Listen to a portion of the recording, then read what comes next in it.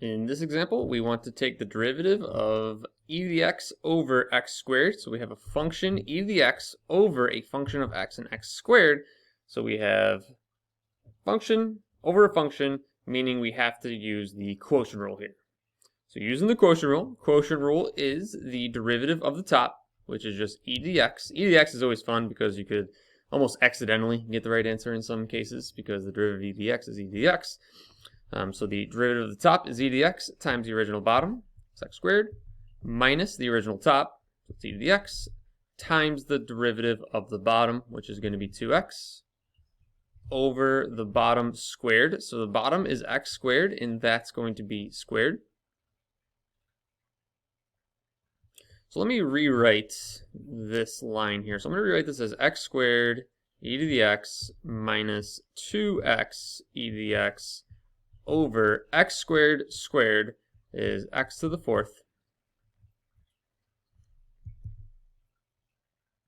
And we're not quite done here. We need to move a little bit further because we have some actual simplifications that can be made after this next step. So now I'm going to factor out e to the x because I have e to the x in both terms.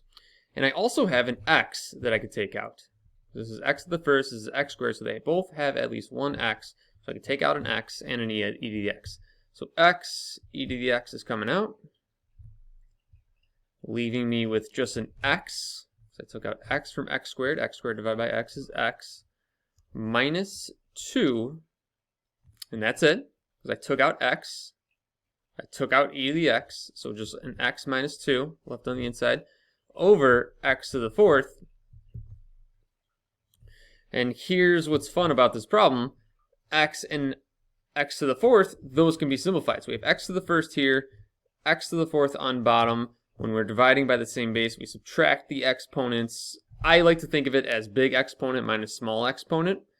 Some people just do top minus bottom, and then if it's negative, you bring it down to the bottom. I think that's a little bit more work. I just like doing big minus small. So the big exponent is 4, small exponent is 1, 4 minus 1 is 3. Bigger exponent was on the bottom, so it stays on the bottom. That's the way I do that. So I'm going to get e to the x times x minus 2 over x to the third. And again, this was x to the first over x to the fourth. 4 minus 1 is 3. The bigger exponent was on the bottom, so I'm going to get x to the third on the bottom. So it's just 1 over x to the third. That's just how I like to think about this. Some people just do top minus bottom, but either way, it's fine. But that's going to be our answer then. There's nothing else that we could simplify, so then there it is.